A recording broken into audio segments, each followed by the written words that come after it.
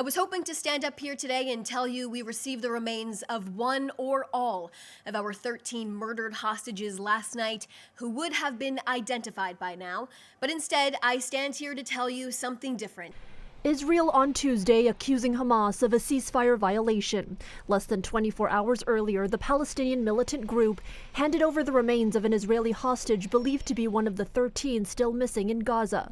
But officials say that forensic tests show the remains belong to a hostage whose body had already been recovered by Israel earlier in the war. It was determined the partial remains belong to Ofir Sarfati, a 27-year-old who was murdered in Hamas captivity after being kidnapped from the Nova Music Festival. Amid the deepening dispute, another threat to the ceasefire. The Israeli military claims that earlier Tuesday, its troops came under fire by Hamas militants in the city of Rafah in southern Gaza. Prime Minister Benjamin Netanyahu responding with violence, ordering the IDF to, quote, immediately carry out forceful strikes in the Gaza Strip.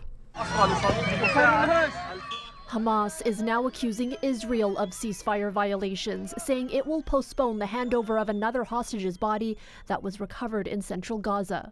A body also recovered here in Khan Yunis, video showing members of the militant group retrieving the body from a tunnel. The recovery, part of an expanded search for bodies of the remaining hostages, which Hamas had previously said was difficult because of the overwhelming destruction in the Strip. Red Cross and Egyptian technical teams have been assisting in the search, using heavy equipment to dig through the rubble. All of this now in question, as Hamas says that any Israeli escalation of attacks in Gaza would hinder operations and delay the return of the bodies of Israeli soldiers.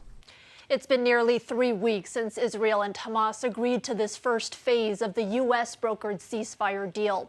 A U.S. official reportedly told CNN that the U.S. was notified of the decision to carry out strikes in Gaza, though American officials have yet to officially comment.